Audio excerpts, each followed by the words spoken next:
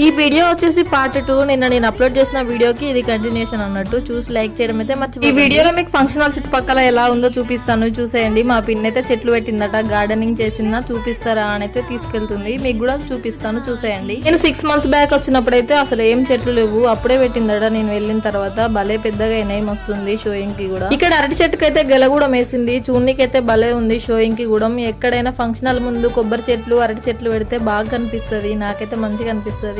అలాగే మీకు కూడా అలానే అనిపిస్తుందో లేదో కమెంట్ లో చెప్పండి. ఇప్పుడైతే మ్యారేజ్ అయితే జరుగుతుంది ఫంక్షన్ హాల్ చుట్టుపక్కల చూసుకుంటూ బయటకైతే వచ్చేసినాం. బయట ఈ విండోకి అయితే మిర్రర్ మంచిగా కనబడుతుంది ఫేస్. అలాగే ఇక్కడ చాలా ఏనుగు బొమ్మలు అయితే ఉన్నాయి, చూడనీకైతే బాగుంది. పెద్ద పెద్ద ఈవెంట్స్ కి అయితే ఇవి యూజ్ చేస్తారు అనుకుంటా డెకరేషన్ కోసం. ఇక్కడ నేను చూపిస్తున్న బొమ్మ అయితే ఏ దేవతో మీరే చెప్పండి కామెంట్ లో, నాకైతే తెలియదు. అలాగే ఫంక్షన్ హాల్ బ్యాక్ సైడ్ అయితే ఇలా చామంతి చెట్లు అయితే పెట్టింది, బాగున్నాయి. పక్కన ఖాళీ ప్లేస్ లో ఇలా ఉల్లిగడ్డ నారైతే వేశారు. ఉల్లిగడ్డ చెట్లు అయితే ఉల్లిగడ్డలు అయితే కాస్తున్నాయి, కానీ ఎల్లిగడ్డకైతే కింద గడ్డలు అయితే రావట్లేదు. మీకేమైనా తెలుసుంటే కమెంట్ లో చెప్పండి. ఇప్పుడు నేను చూపిస్తున్నాను కదా, ఇదైతే ఫ్రంట్ సైడ్ ఫంక్షన్ హాల్ కి ముందు బాగున్నాయి చెట్లు, రెడ్ కలర్ లీవ్స్ తోటి షోయింగ్ చెట్లు పెట్టిందంట.